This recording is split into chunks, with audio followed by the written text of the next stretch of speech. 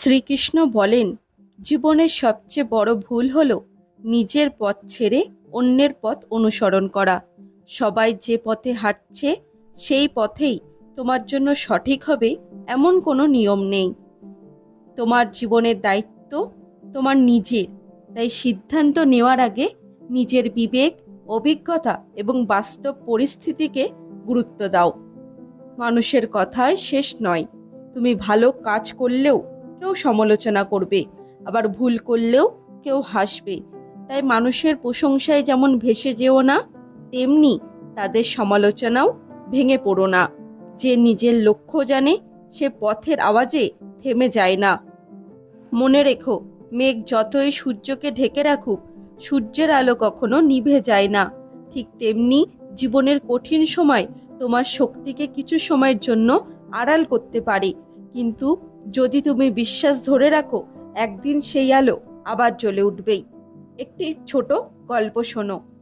একজন কৃষক প্রতিদিন একটি পুরনো কুয়ো থেকে জল তুলতেন। একদিন সেই কুয়োর পাশের গাছটি ঝড়ে ভেঙে পড়ল। কৃষক খুব ভয় পেলেন। কয়েকদিন পর দেখা গেল সেই গাছটির নিচে একটি বিষধর সাপের গর্ত ছিল। গাছটি না ভাঙলে হয়তো কোনোদিন সেই বিপদের কথা জানা যেত না। অনেক সময় আমরা যে ঘটনাকে দুর্ভাগ্য ভাবি, সেটাই ভবিষ্যতের বড় বিপদ থেকে আমাদের রক্ষা করে। তাই প্রতিটি কষ্টের মধ্যেও ঈশ্বরের পরিকল্পনার ওপর বিশ্বাস রাখো। যখন সব কিছু তোমার ইচ্ছা মতো হচ্ছে না, তখন মনে রেখো, ঈশ্বর কখনো তোমার বিরুদ্ধে কাজ করেন না। তিনি এমন পথ তৈরি করেন যার শেষটা তুমি এখনো দেখতে পাচ্ছ না। অস্থির মন মানুষকে ভুল পথে নিয়ে যায়, শান্ত মন সঠিক পথ দেখায়। তাই রাগের সময় সিদ্ধান্ত নিও না এবং আনন্দের সময় বড় প্রতিশ্রুতি দিও না। সময়কে একটু সুযোগ দাও, তারপর সিদ্ধান্ত নাও। নিজের মনকে নিয়ন্ত্রণ করতে শেখো, কারণ যে মানুষ নিজের মনকে জয় করতে পারে তাকে পৃথিবীর কোনো শক্তি সহজে পরাজিত করতে পারে না। প্রতিদিন কিছু সময় নিজের সঙ্গে কাটাও, ঈশ্বরের নাম স্মরণ করো। কয়েক মিনিট নীরবে বসে নিজের মনকে পর্যবেক্ষণ করো। দেখবে ধীরে ধীরে ভেতরের অস্থিরতা কমতে শুরু করেছে।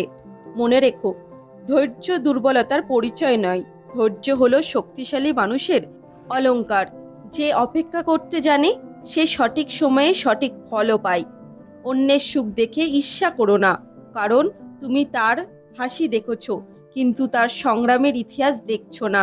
প্রত্যেক মানুষের জীবনে এমন কিছু যুদ্ধ থাকে যা বাইরের মানুষ কখনো জানতে পারে না।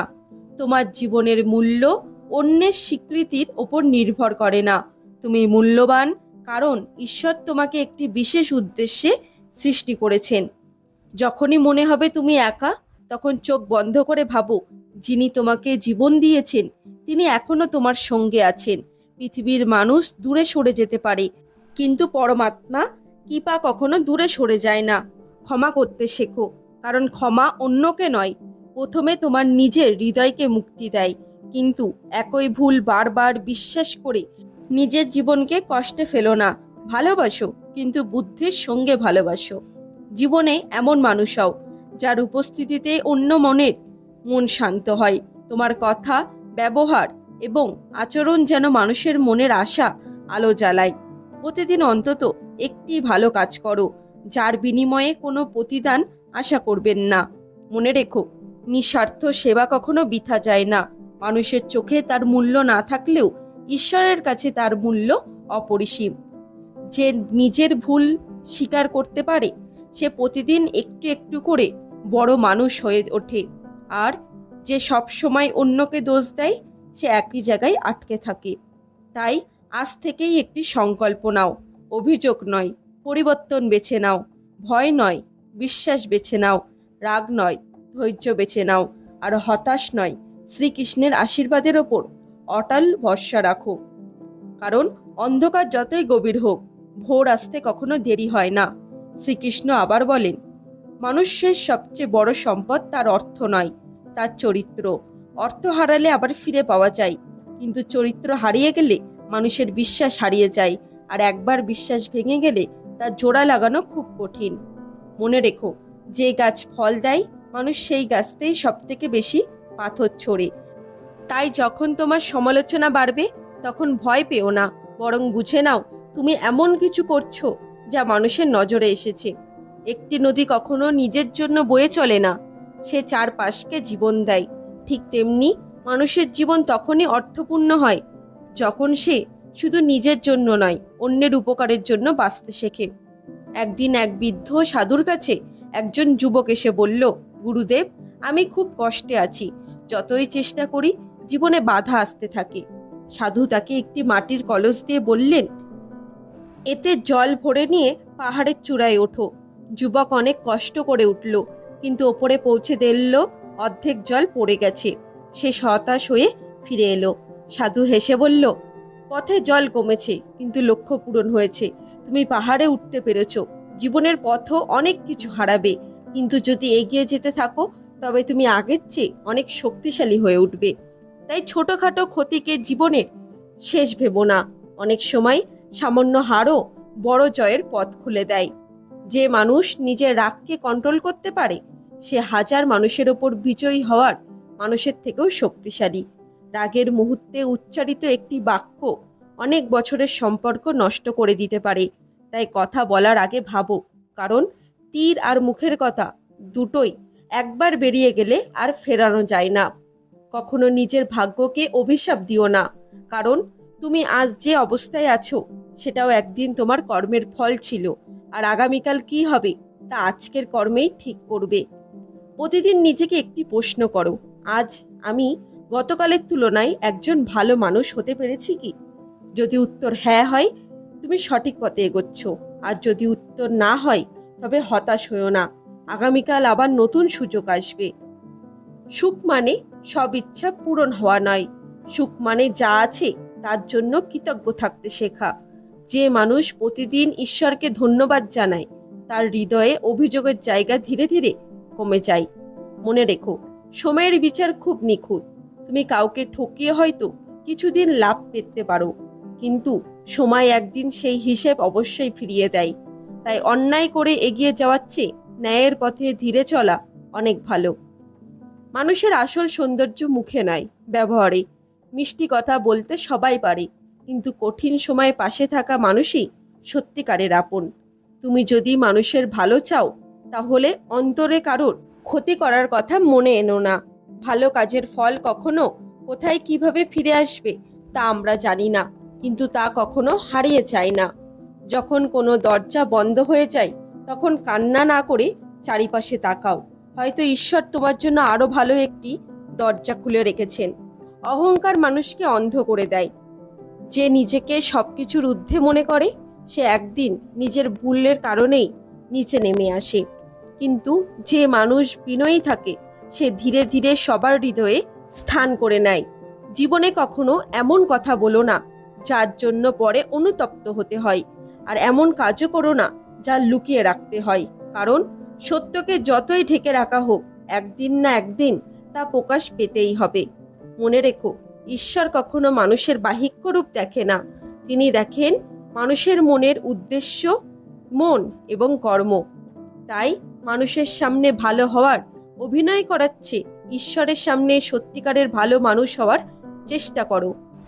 প্রার্থনা শুধু কিছু চাওয়ার জন্য নয়, প্রার্থনা হলো নিজের মনকে পবিত্র করার একটি পথ।